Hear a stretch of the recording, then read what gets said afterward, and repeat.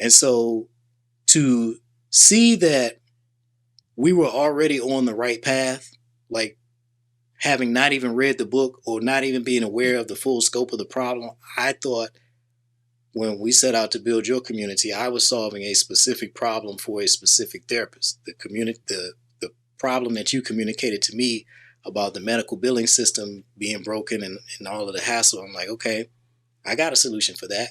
That was the Right. problem that I was attempting to solve. And then to read this book and see that there's this much bigger problem Right. and it's the same solution from my standpoint. It's Right. like, wow, this was not just coincidence. This all lined up. And so today I want to explore your community so you can just let people know what it is, how it works, and so folks can get an idea because other therapists need to do this as well, and not just therapists, but regular people. There's a business opportunity here. This is a from a business standpoint because I don't believe in altruism or trying to do things due to altruism. It's a wonderful thing if you can get it, but people have to be sufficiently motivated. Things have to be sustainable in order for any progress to be made. So you can't have people doing things out of the kindness of their heart and expect that Hmm. to continue. So from my perspective, my approach is to approach this as a business endeavor. How do you build a community that delivers therapeutic benefits and to make it a part of the solution and you get paid to do it? That makes it sustainable. And the bigger you grow your community, the more value it delivers, the more money you make. That makes it sustainable. And I want people to understand that making money is not a bad thing.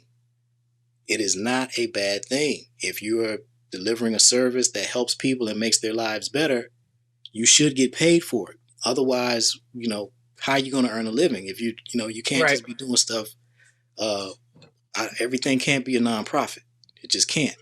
And so, if we can build a small business infrastructure using small communities that bring people together and just deliver the healing power of accompaniment, that's the approach that I'm taking to it. And we can start with talking about your Marsha Heals community as an example. So tell us about the three. Give us an overview of the three sub communities within your community, and then we'll explore each one of them in detail.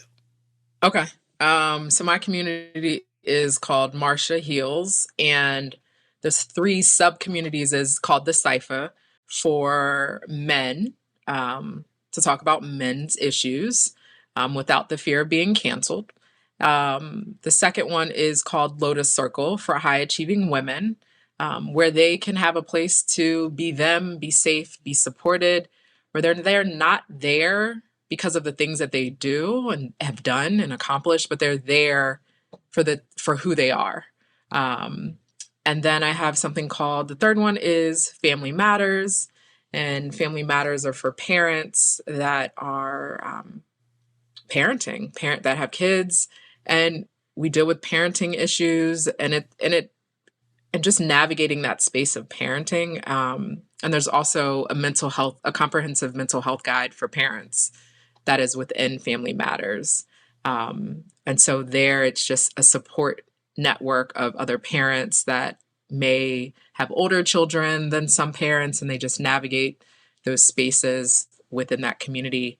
Um, and so every community actually meets twice virtually, and we talk about, you know, recently I just had a Family Matters meeting and just some of the things that their kids may be navigating and how do they parent from that perspective. And so I give them some insight, and I help them, be able to show up as they need to be, being a parent, being an individual, being a father, being a spouse, just being able to really think about the dynamics within their household and how they can how it can inform their parenting, and how their past may impact their present with their parenting within that and within Family Matters.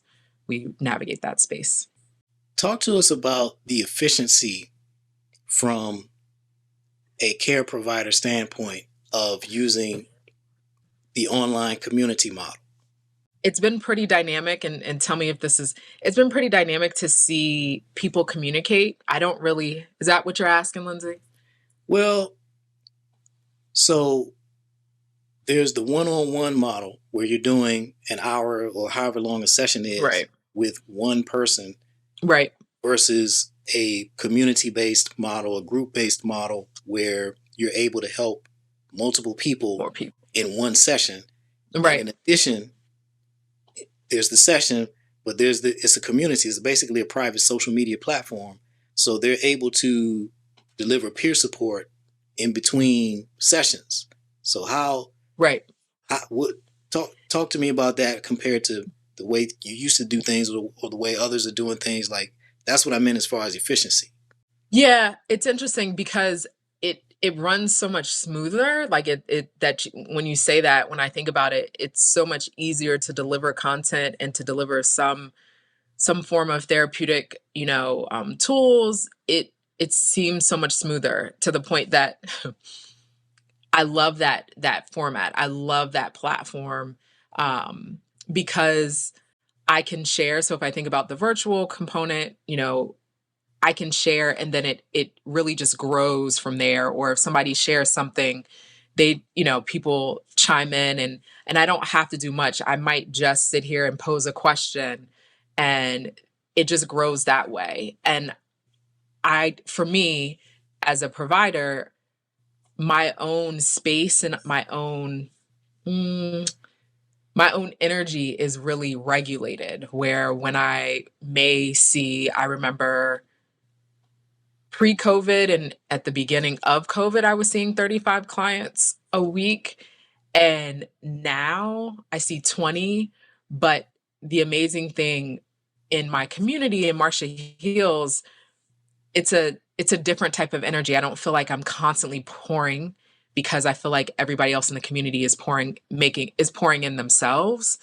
And they're wanting to be there, if that makes sense. I'm not saying people don't want to be in counseling, but I feel like in counseling, because there is somewhat of a trend within seeking mental health therapy in certain age groups. I think sometimes people are dotting the I's and crossing the T's and saying, hey, but I'm in therapy. But this is a different feel in Marcia Hills. And so it just, there's some like this organic connection, this community of like leaning in and being vulnerable and being seen, that it's a total different experience when I do one-on-one work. And so sometimes things might come across, the computer or something I see, and I'll share it. And just to see how it evolves within the community is a different energy when I do it individually. And so I have to say, for me, it to pour into the community, I just have the energy to create and to share and to facilitate that space within the community differently than when I'm doing individual, because I don't have to shift, if that makes sense. So when I think about each individual client, I kind of have to shift, which is nothing wrong with that, but the shift is different. And I can show up as me, and I don't have to shift within Marcia Heals the way I have to shift individually with the individual client.